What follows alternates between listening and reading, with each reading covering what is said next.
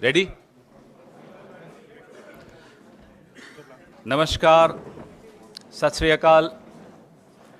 आज आपके सामने हमारे पंजाब के प्रभारी देवेंद्र यादव जी, पंजाब के पीसीसी प्रेसिडेंट राजा वड़िंग जी, पंजाब के हमारे सीएलपी लीडर बाजवा साहब प्रताप सिंह जी और हमारे विशेष मेहमान तो अब नहीं रहे, अब तो हमारे साथ आ गए धर्मवीर गांधी जी।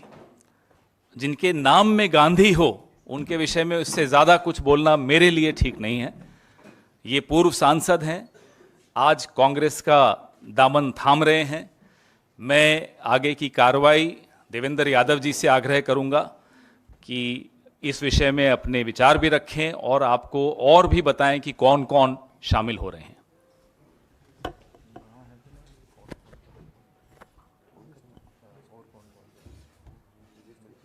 नहीं, वो धर्मवीर जी बता देंगे। आप थोड़ा सा नाम फिर। नमस्कार साथियों, कांग्रेस पार्टी के लिए बहुत खुशी की बात है कि आज हमारे बीच में पूर्व सांसद, एक बहुत ही जाने माने शिक्षाविद, कार्डियोलॉजिस्ट और सोशल वर्कर के रूप में जाने और पहचाने जाने वाले पटियाला के पूर्व सांसद आदरणीय धर्मवीर गांधी जी अपने साथियों के साथ कांग्रेस पार्टी की जो विचारधारा है उसके साथ सम्मिलित होने के लिए आज यहाँ ऑल इंडिया कांग्रेस कमेटी के हेड ऑफिस पहुँचे हैं।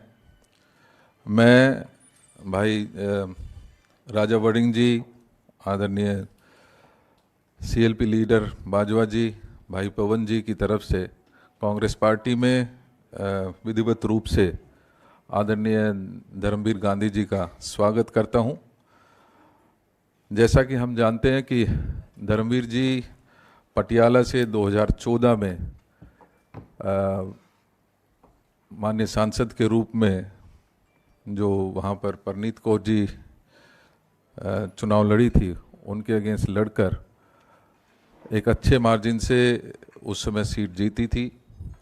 2016 में आम आदमी पार्टी से इन्होंने इस्तीफ़ा दिया और अपनी पार्टी बनाकर 2017 में कुछ लाइक माइंडेड लोगों के साथ मिलकर एक पार्टी का गठन किया। लेकिन क्योंकि कांग्रेस पार्टी हमेशा से एक सोच के साथ, जो सभी को साथ लेकर चलने की, एक सुचिता की राजनीति करने की हमेशा जो पक्षधर रही है, आज धर्मवीर गांधी जी उसी सुचिता के रास्ते पर अपने विचारों को साथ रखकर वो आज हमारी पार्टी में शामिल हुए हैं। मैं विधिवत रूप से आदरणीय धर्मवीर गांधी जी का स्वागत करता हूँ। Thank you.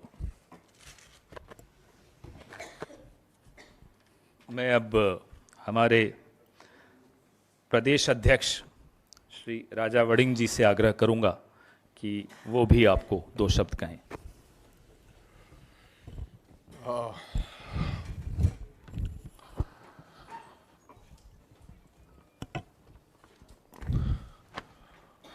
सबसे पहले तो मैं बहुत बहुत आभारी हूँ कि गांधी जी ने आज फैसला किया है कि पार्टी से जुड़ने का, बल्कि पूरी पार्टी को कांग्रेस पार्टी में मर्ज करने का। मैं इस बात के लिए उनको बधाई देता हूं और धन्यवाद देना चाहता हूं। और ये एक बहुत बड़ा फैसला है। जिस प्रकार की देश के अंदर राजनीति चल रही है, रोजाना जिस प्रकार का लालच और जिस प्रकार के तौर तरीके अपनाए जा रहे हैं देश के अंदर, तमाम लोगों, कोई एक्स एमपी है, चाहे कोई एक्स एमएलए है, चाहे कोई चेयरमैन है, और जिस प्रकार की राजनीति का दबाव है आज देश में कि ताकतवर लोग और सरकारें जिस प्रकार से लोगों को डरा धमका कर और किस किस तरीके, नए नए तरीके अपनाकर अपनी तरफ लेके जा रही है, आपने देखा ही है। रोजाना कभी ईडी, कभी सीबीआई, कभी लोकल एजेंसीज लेकिन उस दौर के अंदर, ठीक कहा पवन जी ने, जिनका नाम गांधी हो, मैं उनके बारे में ज्यादा कुछ नहीं कहना चाहता, उस दौर में किसी ऐसे व्यक्ति ने जो एक्स एमपी हैं और जो जिनका डॉक्टरी पेशा है, उन्होंने ये फैसला लिया है कि मैं कांग्रेस पार्टी का झंडा उठाकर लोगों के बीच कांग्रेस पार्टी का प्रचार करेंगे, तो मैं समझता हूं इससे खुशी की बात हमें हो नहीं सकती। मैं दिल की गहराइयों से पूरी प्रदेश कांग्रेस कमेटी की तरफ से मैं उनको बधाई देता हूं और धन्यवाद देना चाहता हूं। Thank you. मैं हमारे सीएलपी लीडर प्रताप सिंह बाजवा जी से भी आग्रह करूंगा कि वो आपको और भी बताएंगे कि और कौन कौन इनके साथ आ रहे हैं। माइक वो वाला नहीं है क्या आपके पास? लाइए वो दीजिए, ये छोड़िए, मैं आपको दूसरा माइक। बार बार माइकों को मत करवाया करो। बहुत ही सत्कारयोग खेड़ा जी, हमारे पार्टी के स्टेट इंचार्ज देवेंद्र यादव जी, प्रदेश कांग्रेस प्रधान छोटे भाई राजा वड़िंग जी, विशेष तौर पर इधर जैसे पुरानी एक बात कही जाती है कि आप घर आए हमारे खुदा की रहमत, कभी हम आपको कभी घर को देखते हैं। सो गांधी साहब का आना बहुत बड़ा वेलकम है। और सबसे बड़ी बात है कि पंजाब में ही नहीं, सारे हिंदुस्तान में बहुत सारी ऐसी फोर्सेस जो कांग्रेस से दूर हो चुकी थी, कॉन्स्टिट्यूशन बचाने के लिए, डेमोक्रेसी को बचाने के लिए इकट्ठी हो रही। गांधी जी का आना बहुत शुभ संकेत है हमारी जमात के लिए और सारे देश की डेमोक्रेटिक फोर्सेस के लिए। इधर अकेले गांधी साहब ही नहीं, इनके साथ मेरे छोटे भाई सर रिछपाल सिंह जौड़ा माजरा जी राइट पर बैठे हुए हैं। ये बहुत अहम किसान लीडर हैं पंजाब के। किसान मोर्चे में एक अहम भूमिका निभाई इन्होंने। इनके साथ एडवोकेट हरमीत कौर बराड़ जी हैं, नरेंद्र संधू साहब हैं, प्रोफेसर साहब, सुमित पुल्लर साहब हैं, अमर टोलेवाल साहब हैं, और भी बहुत सारे साथी आज आए हैं। और आते दिनों में पंजाब के बहुत बेहतरीन इंटेलेक्चुअल्स जो हैं, सोशल रिफॉर्मर्स जो हैं, जिनकी बहुत एक अपनी छवि है पंजाब में, वो आहिस्ता आहिस्ता सीरीज में, क्योंकि ये जो एक भारत जोड़ो का, मैं ये थोड़ी सी बैकग्राउंड बताना चाहता हूँ, अचानक ये नहीं आए। ये तो ऐसे आइडियोलॉग हैं जिनको राजी करना ओवरनाइट नहीं होने वाले थे। बहुत देर से हमारे से इनकी राय अलग हो चुकी थी, मगर जब राहुल गांधी जी ने भारत जोड़ो का कन्याकुमारी से कश्मीर की शुरुआत की है, बहुत सारे वो लोग जो समझते थे कि डेमोक्रेसी को बचाने की जरूरत है, तब 2 दिन लगातार कन्याकुमारी से जब उनकी यात्रा शुरू हुई बाय फुट, 2 दिन गांधी साहब उस यात्रा में रहे। बहुत लंबा अरसा इनकी चर्चा हमारे बहुत सारे साथियों से हो रही थी। सारे पंजाब में ये बात थी कि अगर अच्छे लोग, सोसाइटी के पढ़े लिखे लोग, और ये पेशे से निरे डॉक्टर नहीं हैं, एक दफ़ा मैं इनके वहाँ खुद घर गया हूँ, 350 से 400 मरीज का इलाज फ्री, दवाइयाँ फ्री, हर चीज़ फ्री करने वाले ऐसे जो लोग हैं, जिनके मन में ये बात है कि ईमानदारी से इस देश को मजबूत रखना है, तो हमारे साथ आए, इनके साथी आए हैं। मैं इनको वेलकम करता हूँ।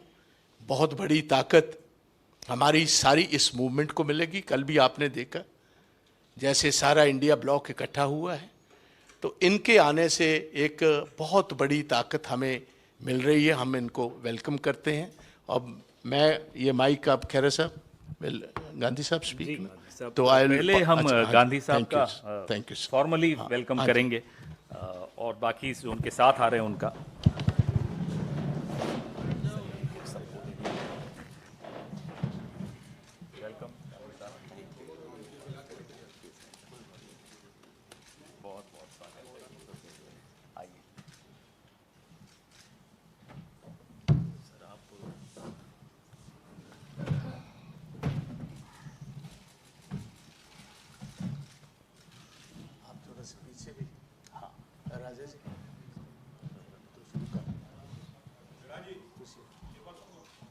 खड़े हो जाएं सब, चलिए सब खड़े हो जाते हैं।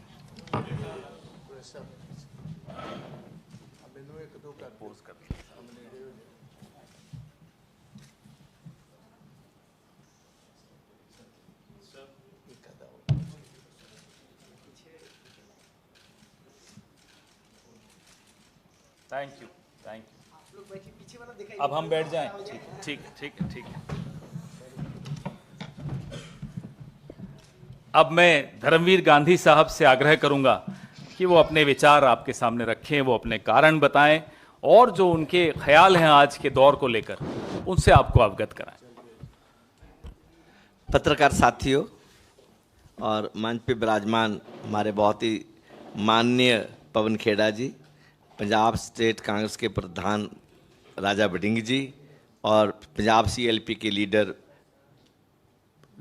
प्रताप सिंह बाजवा साहब और बहुत से और महानुभाव जो मेरे साथ पंजाब से आए हैं, जिनमें एडवोकेट्स हैं, प्रोफेसर्स हैं, रिटायर्ड प्रोफेसर्स हैं, इंटेलेक्चुअल्स हैं और सच में और मैं सबसे पहले बाजवा साहब और पंजाब के प्रभारी श्री देवेंद्र यादव जी, उन सब का धन्यवाद करता हूं कि उन्होंने आज हमें इस परिसर में आकर एक महान पार्टी को, एक ऐसी पार्टी जिसने देश के स्वतंत्रता संग्राम में बहुत भारी योगदान दिया और बाद में नए भारत के निर्माण में पंडित नेहरू जी की जो एक वैज्ञानिक विचारधारा थी, साइंटिफिक टेम्पर था, जो उन्होंने जो हर क्षेत्र में जो हिंदुस्तान को अपने पांव पे खड़ा किया, डेमोक्रेटिक इंस्टीट्यूशंस को बनाया, उनको मजबूत किया, आर्थिक प्रगति की और देश में एक नई ऊर्जा आज़ादी के बाद पैदा की।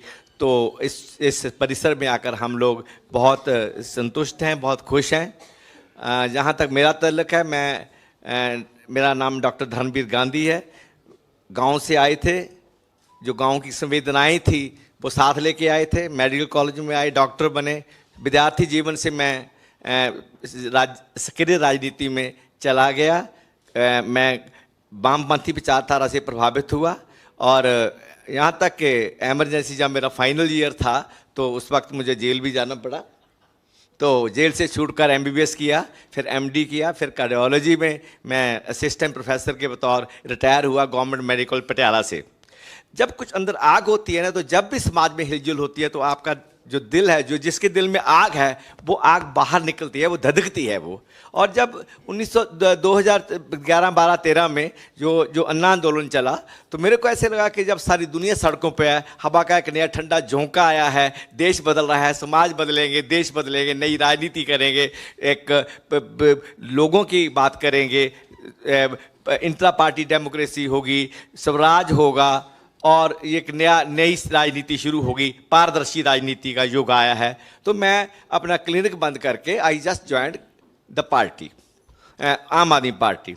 पर मैंने बहुत जल्दी देख लिया कि आम आदमी party is not the party of my ideals. ये मेरे आदर्श की पार्टी नहीं है। जो यहाँ चला है, जैसे चल रहा है, जिस तरह पार्टी चल रही है, कांग्रेस में तो किसी बाकी पार्टी में तो जो हाई कमांड कल्चर या वीआईपी कल्चर आने में दशकों लगे हैं, डिकेड्स लगे हैं, और यहाँ तो 2-3 साल में वो जलवा देख गया, 2 साल में जलवा देख गया। तो मैं आई सेड गुड बाई। मैं 14 में इलेक्ट हुआ और 15 फरवरी में मैंने इसको छोड़ दिया।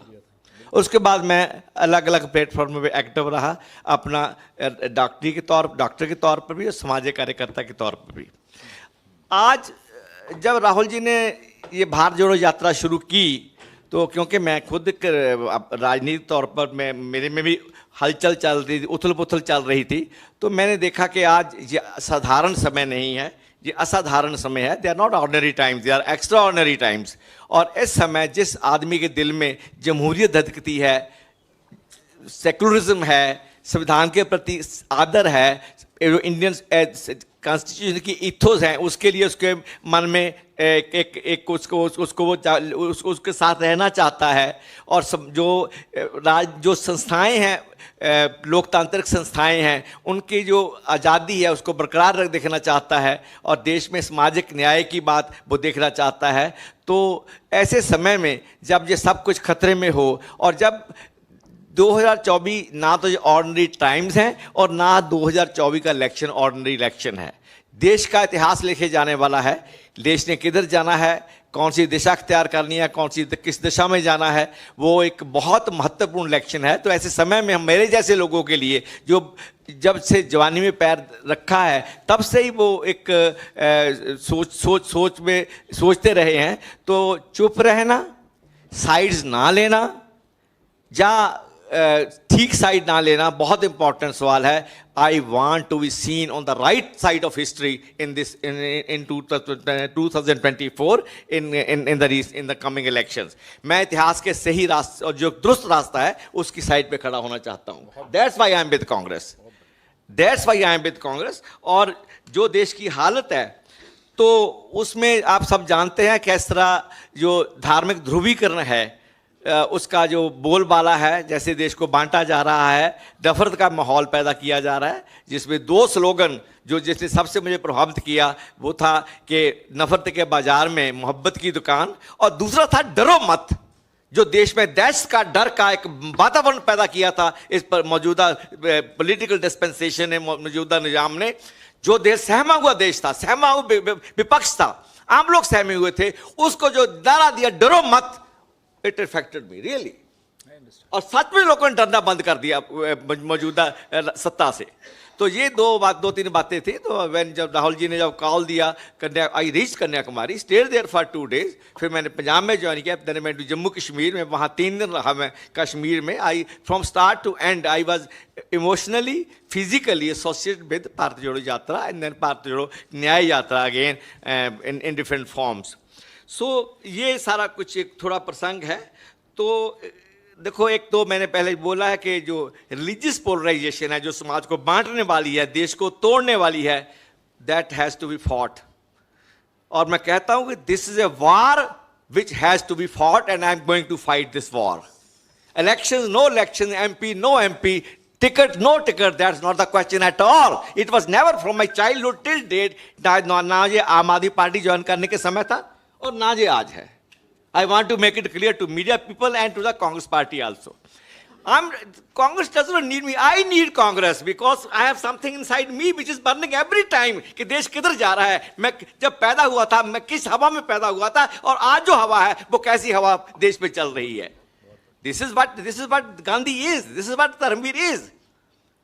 सो ये माहौल है, रिलीजियस पोलराइजेशन का माहौल है, जो सेफ्रनाइजेशन किया जा रहा है, जो सोशल फैब्रिक है जो तोड़ा जा रहा है, उसको नष्ट किया जा रहा है, और जो धार्मिक ध्रुवीकरण है ये जितना बड़ा खतरा है, और इकोनॉमिक डिस्पैरिटी, जो आर्थिक विषमता है वो आसमान छू रही है। अब कोई किसी वक्त ना कि गरीब और अमीर का एक कोई प्रपोर्शन हुआ करती थी, इट इज डिसप्रपोर्शन। पता ही नहीं है कि अडानी के पास कितना पैसा चला गया है, पता ही नहीं कि हिंदुस्तान के 200 परिवारों के पास कितना पैसा है, और बाकी 70-80% लोग किस हालत में जी रहे हैं। जो आर्थिक विषमता है, और जितना बड़ा ये सवाल है, और जिसको अक्सर हमारे दो के साथ राहुल जी ने बड़ा टाइमली, और जब लोगों का ध्यान इस तरफ नहीं था, जिस स्लोगन खड़ा किया था, तो वो it was a very indicative, very descriptive slogan था. I was quite impressed with that also.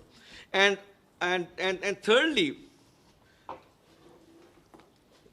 complete sell out of the national assets, जो लोगों की संपदा है, जिसमें मेरे बाप का हिस्सा है रेलवे में, मेरे पिताजी टीचर थे, हमारा हिस्सा है, मेरा हिस्सा है देश की संपदा में, उस संपदा को जिस तरह करोड़ों के भाव बेचा जा रहा है कॉर्पोरेट सेक्टर को, that is totally unacceptable, not only for me and for every that person who has stake in this country, जिनका स्टेक है इस देश में, इस देश के भविष्य में, इस देश के सियासी आबोहवा में भी, और दूसरी तरह भी.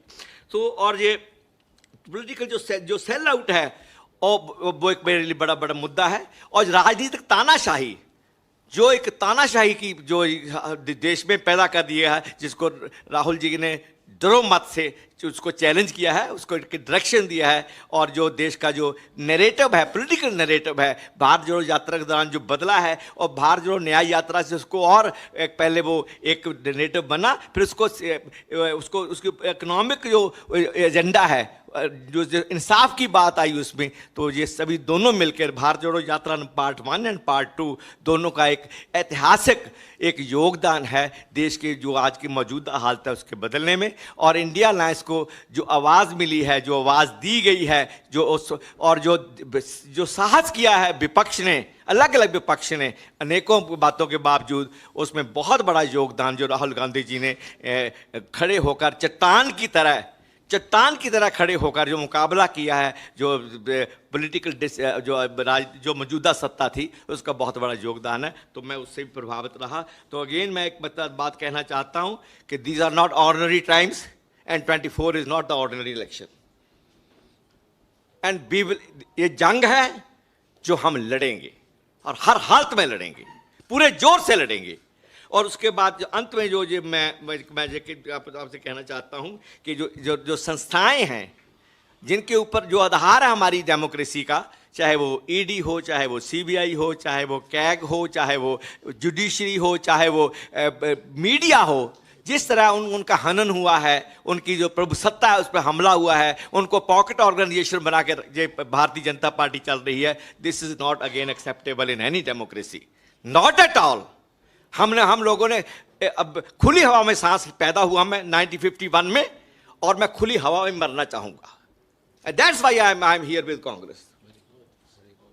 It's my science says, I am a man of science, मैं डॉक्टर हूं, मेरे my science says, my logic says, my sense of argument, sense of reasoning says कि जो चल रहा है वो गलत है, and that's why I am here with Congress. Welcome, बहुत बढ़िया। So I hope you understand my spirit. I'm not here for any ticket or for any seat. Nothing I did. I'm full of life with my professional life. आप मेरे पास आएंगे पटियाला में, देखेंगे कि line लगी होती है लोगों की, और आज से नहीं, पिछले 50 साल से लगी हुई लाइन लोगों की। I am full of life, मैं जिंदगी से भरपूर हूँ, भरा हुआ हूँ जिंदगी से, बट स्टिल I feel कि more than a doctor I have a duty towards my people, towards future generation। हम आने वाली नस्लों के लिए जवाबदेह हैं। मैं जवाब दूंगा नस्लों के लिए कि जब देश को इस तरफ ले जाया जा रहा था, बांटा जा रहा था, लड़ाया जा रहा था, तबाह किया जा रहा था, बेचा जा रहा था, तो गांधी कहाँ था? और गांधी इतिहास के इस मोड़ पे हिस्ट्री के सही पास से खड़ा होना चाहता है। Thank you very much. आपके शब्दों ने हमारे को बहुत प्रेरणा दी, और इस जज्बे का स्वागत है। इस जज्बे की जगह कांग्रेस पार्टी में हमेशा है, थी और रहेगी। बहुत बहुत धन्यवाद। अब आपके सवाल। बहुत अच्छे आपने बहुत जल्दी आम आदमी पार्टी के विचारधारा को देखा, समझा, और आपका मोह भंग हो गया। Yes sir. आप तो डॉक्टर भी हैं, शिक्षाविद भी हैं। हाँ जी। आपसे इतनी बड़ी भूल कैसे हो गई पहचानने में? और अगर आपने अपने आप को करेक्ट कर लिया है कांग्रेस में आके, हाँ जी, तो पंजाब के जीते हारे सभी लोगों को कांग्रेस ज्वाइन करने की अपील करेंगे आप? देखो, मैं तो कहूँगा जो भी राइट्स थिंकिंग पर्सन है, जिसके दिल में डेमोक्रेसी है, सेकुलरिज्म है, प्लूरलिज्म है, जो संविधान है, जो सोशल जस्टिस है, सबको कांग्रेस ज्वाइन करनी चाहिए। Because this is the only party which along with the regional party with all their limitations has the potential to out this government, to defeat this government. मैं तो कहूँगा सबसे नंबर 1। नंबर 2, मैं कैसे मार कैसे खा गया? पहले मैंने मार नहीं खाई, इतने घाट लोगों ने मार खाई, और देश में हजारों लाखों लोगों को लगा कि ये तो नई हवा का झोंका है, ठंडा झोंका आया है, और जो हम वेट कर रहे थे, इनकलाब आ गया कि नई राजनीति की शुरुआत होने वाली है, एक स्वच्छ राजनीति की, पारदर्शी राजनीति की, जवाबदेह राजनीति की। वो लोगों ने धोखा खाया, तो मैंने भी खाया। पर मैंने वो सबसे पहले पंजाब में मैंने करेक्ट किया। मैं फरवरी 2 जो पहली एनसी की मीटिंग, यहाँ प्रशांत जी और जोगिंदर जी को इन्होंने बड़ा ही मतलब उनको जलील करके बाहर निकाला। मेरे को कुछ नहीं बोला था। आई वॉज CLP, मैं कांग्रेस का लीडर था, मैं आम आदमी पार्टी का लोकसभा में कांग्रेस, मैं I was leader of the party इन लोकसभा। मेरे से अरविंद जी कोई लड़ाई नहीं हुई। आई एम नथिंग टू से on personal ground with him, but जिस तरह उसने जलील किया और परेशान और आउस्टर किया, तो जो इंट्रा पार्टी डेमोक्रेसी का, जिसकी मेरे मन में बड़ी था कि यहाँ बात सुनी जाएगी, बात कही जाएगी, हम लोग मिलकर नया हिंदुस्तान बनाएंगे, वो सपना टूट गया। And I said good by in February 2015। 14 में चुन के आया मैं मई 14 में, 15 फरवरी में निकल गया। बाकी लोगों को निकाला गया है पंजाब में। डॉक्टर साहब हेलो। हाँ जी, हाँ जी, हेलो। ਹਰਿੰਦਰ ਸਿੰਘ ਖਾਲਸਾ ਤੁਸੀਂ ਪਹਿਲੇ ਉਹ ਲੀਡਰ ਸੀ ਜਿਨ੍ਹਾਂ ਨੇ ਇਹ ਕਿਹਾ ਸੀ ਕਿ ਭਗਵੰਤ ਮਾਨ ਸ਼ਰਾਬ ਪੀ ਕੇ ਆਉਂਦੇ ਨੇ ਜਾਂ ਮੁਸ਼ਕ ਆਉਂਦੀ ਹੈ। These are small। ਮੇਰਾ ਸਵਾਲ ਪੂਰਾ ਹੋ ਰਿਹਾ। जितना बड़ा कंटेक्स्ट नहीं, मैं ना जितना बड़ा कंटेक्स्ट आज दी ज्वाइनिंग का ਭਗਵੰਤ ਮਾਨ ਦੀ ਸ਼ਰਾਬ captain the ਰੂਸਾ, there is no place for them. ਨਾ ਨਾ ਨਾ ਨਾ ਨਾ Sir, Gandhi ji. ਨਹੀਂ ਨਹੀਂ ਨਹੀਂ ਮੈਂ it liquidates the importance of my joining party. Bhagwant Mann ਦੀ ਸ਼ਰਾਬ ਦਾ ਮੇਰੇ ਵਾਸਤੇ ਕੋਈ ਪਲੇਸ ਨਹੀਂ, ਇਹ ਪਰਸਨਲ ਇਸ਼ੂ ਹੈ। ਗਾਂਧੀ ਜੀ। ਕੈਪਟਨ ਕੀ ਰੂਸਾ ਪਰਸਨਲ ਇਸ਼ੂ ਹੈ, not for me. पंजाब च बदलाव होया डॉक्टर साहब, सवाल मेरा ये नहीं, no बदलाव एट ऑल, नो बदलाव। गांधी जी, आपने कहा कि मैंने कांग्रेस पार्टी को ज्वाइन किया खुली हवा में सांस लेने के लिए। हाँ जी। नहीं लगता है कि आप चुनाव के वक्त में खुली हवा में सांस लेने के लिए कांग्रेस का दामन थामा? Not at all, not at all. It is open to you. They may not. I not bother at all because this is not an age to do active parliamentary politics. The electoral politics. I'm 74. I have diabetes. I have coronary artery disease. मेरे stent डला हुआ है. एक आँख की मेरी रोशनी नहीं है. I am blind by one eye for the last 15 years, and I have diabetes. I am hypertensive with coronary artery disease. Moreover, I am full of life. I don't want life in Congress. I am in Congress for some different reasons, for historical reasons. Doctor साहब, अरे हो गया।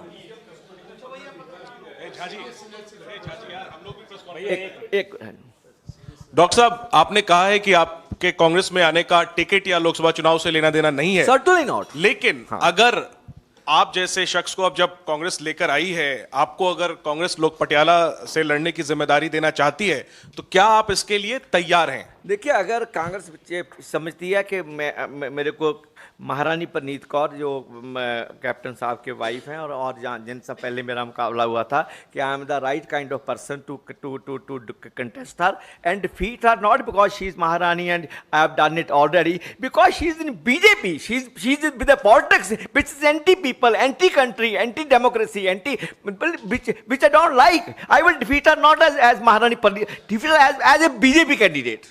आप तैयार हैं लड़ाई के लिए? आप तैयार हैं? Yes, if I get a chance, in spite of my limitations, health limitations, family limitations and age limitations, मैं कहता हूँ ये जंग है जो लड़ूंगा और लड़ी जाएगी। एक सवाल और आपकी परमिशन से, आपने कहा कि आप इतिहास में सही जगह पे खड़े होना चाहते हैं। Very right. तो जो आपकी पुरानी पार्टी थी आम आदमी पार्टी और उसके नेता अरविंद केजरीवाल, Yes. वो इतिहास में आज कहां खड़े हैं आपके मुताबिक?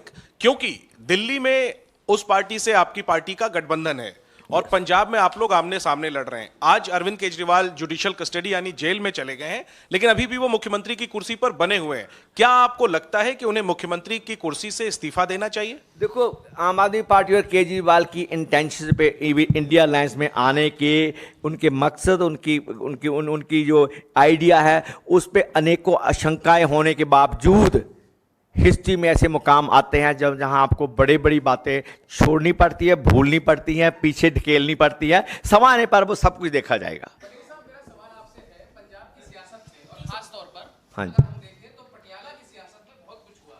यस। परनीत कौर जी ने मन की बात सुनी और वो बीजेपी में चली गई, आपने दिल की बात सुनी, आप कांग्रेस में आ गए। राइट अब सर। जब नवा पंजाब आपके साथ है, तो इस इलेक्शन में नवा पंजाब कैसे बनाएंगे? क्या देखो, वो वन साहब बड़ी साहब हाँ जी, क्या बोला है? नवा पंजाब आपके साथ है? What do you mean by नवा पंजाब?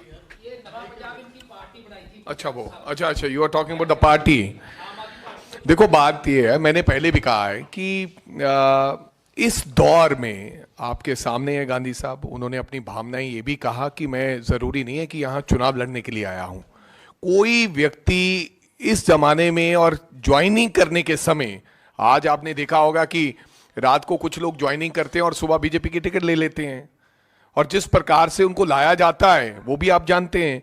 और जिन भावनाओं के साथ गांधी जी ने कहा है, मेरे को लगता है कि हमें ऐसे लोगों की जरूरत थी, ऐसे नए पंजाब की। और ऐसे मेरे को गांधी साहब से हम लोग मैं नहीं हूं, बहुत सारे ऐसे लोग हैं जो प्रेरित थे, क्योंकि उनका व्यक्तिगत जो काम करने का तरीका, लोगों से आने जाने का तरीका, जिस तरीके से वो सोशल वर्क करते हैं और ना कुछ चाहते हुए, that's a very I think अच्छी बात। और मेरे को लगता है कि इनके आने से पार्टी में बहुत और मजबूती आएगी। लोग ये समझेंगे, क्योंकि पता क्या है, आज जो ज्वाइन करके चले गए बहुत ट्रोल कर रहे हैं। कुछ तो ऐसे थे जो आम आदमी पार्टी में चले गए 6 महीने पहले, उन्होंने आम आदमी पार्टी ने टिकट देके एमपी बना दिया, फिर बीजेपी ने अभी टिकट दे दिया, वो 6 महीने बाद बीजेपी में आ गए। आज पंजाब के अंदर लोग अच्छे लोगों को ढूंढ रहे हैं। लोगों का ये मानना है कि ये बहुत जो गंदी राजनीति हो गई है, जिस प्रकार से बीजेपी और ये लोग कर रहे हैं कि इधर आए, 3-3 बार पार्टियां लोग बदल गए, लेकिन लोग ऐसे चेहरे चाहते हैं। लोग गांधी साहब जैसे लोगों को पसंद करते हैं।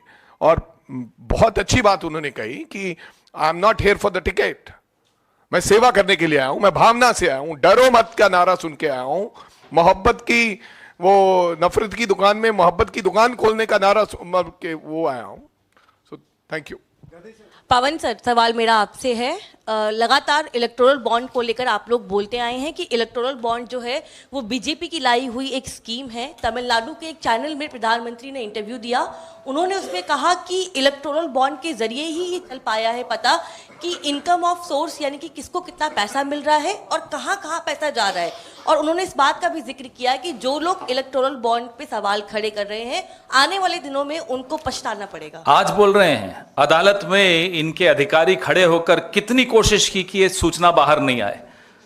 अगर इतना ही पारदर्शिता के हिमायती हैं, इतनी बड़ी वकालत कर रहे हैं आज पारदर्शिता की, तो क्यों सुप्रीम कोर्ट की वजह से इसको बाहर आना पड़ा? खुद ही बाहर कर देते। इलेक्टोरल बॉन्ड्स गैर पारदर्शी हों, यह किसने निर्णय लिया था? इन्हीं की सरकार ने लिया था। अब जब पोल खुल रही है, शेल कंपनीज की पोल खुल रही है, किस कंपनी के यहां ईडी भेजी और फिर हफ्ता वसूली की, यह लिस्ट सामने आ रही है। अब चले हैं सफाइयां देने। प्रधानमंत्री की किसी भी बात पर अब देश का एक भी बच्चा भी अब यकीन नहीं करता। यह अफसोस की बात है। उन्हें खुद इस बात पे अफसोस होना चाहिए कि 10 साल में उन्होंने अपनी छवि के साथ क्या कर दिया कि आज देश का बच्चा बच्चा बोलता है कि प्रधानमंत्री जो बोल रहे हैं वो झूठ है। इससे क्लियर कट ये दिख रहा है कि इस पे कोई ना कोई गंभीर धारा का केस बनता है। तो कोई केस क्यों नहीं पार्टी कर रही है, या सुप्रीम कोर्ट का आप लोग सजेस्ट क्यों नहीं कर रहे हैं? आपको पता चलेगा कि पार्टी क्या क्या कर रही है। वक्त आने दीजिए। There is a right time for everything, wait for the right time. Pawan sir, मैं आकाश श्रीवास्तव। मेरा सर दो छोटा सा सवाल है। एक तो प्रधानमंत्री ने कल मेरठ की रैली में कहा कि कांग्रेस ने श्रीलंका को एक टापू दे दिया। वो 10 साल शासन में रहे हैं प्रधानमंत्री, तो आज इस मुद्दे को क्यों उठाया है? इस पर आपका जवाब सर। और सर एक और छोटा सवाल गांधी सर से। गांधी सर, आज जब आप कांग्रेस ज्वाइन कर रहे थे तो आपके दिमाग में ईडी, सीबीआई और इनकम टैक्स का ध्यान नहीं आया?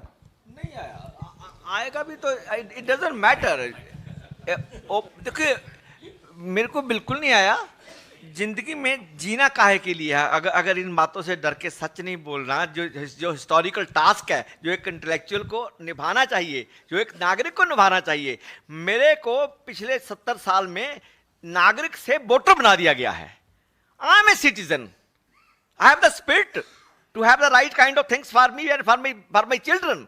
तो वो भावना अगर आएगी ना तो क्या कर लेंगे? पकड़ लेंगे, केस देशद्रोह का मुकदमा चला लेंगे। मैं 75 साल का हूं, तो 5 साल जिंदगी है, लग जाएगी। How does it matter?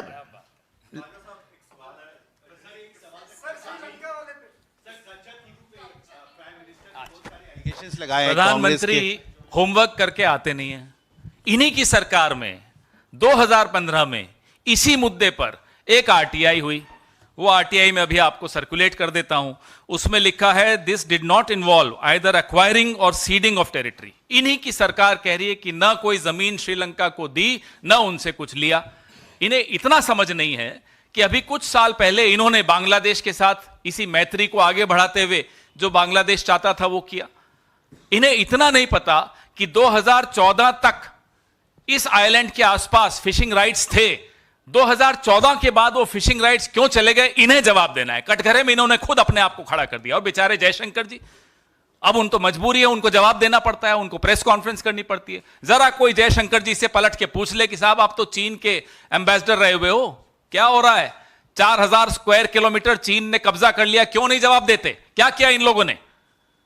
बात चीन की हो रही है, चले गए श्रीलंका। न भूगोल की जानकारी, न इतिहास की जानकारी, न होमवर्क करते हैं, चले आते हैं साहब। कभी जो मुंह उठा के कुछ बोल देंगे और लोग मान जाएंगे। प्रधानमंत्री को शोभा नहीं देता इस तरह से हल्की बातें करना। किसान एक बार फिर चंडीगढ़ कूच कर रहे हैं। वो कह रहे हैं कि ਜਿਹੜੇ ਕਾਨੂੰਨ ਅਸੀਂ 3 ਵਾਪਸ ਕਰਾਏ ਸੀ ਉਹਨਾਂ ਨੂੰ 2 ਨੂੰ ਪੰਜਾਬ ਸਰਕਾਰ ਨੇ ਫਿਰ ਤੋਂ ਲਾਗੂ ਕਰ ਦਿੱਤਾ ਹੈ। माइक इनको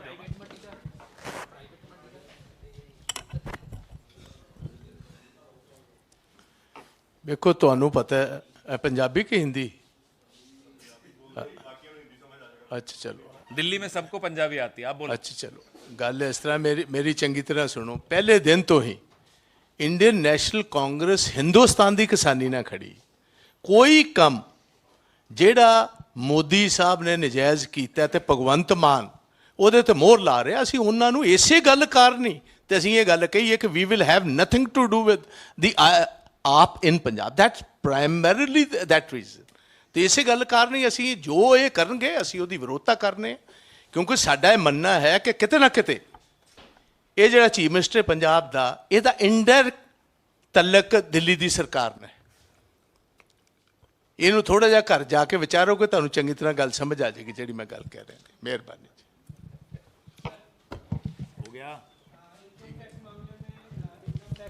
इस पे अलग बात करेंगे।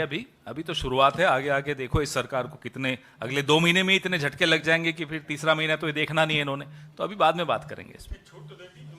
अभी बहुत कुछ होना है।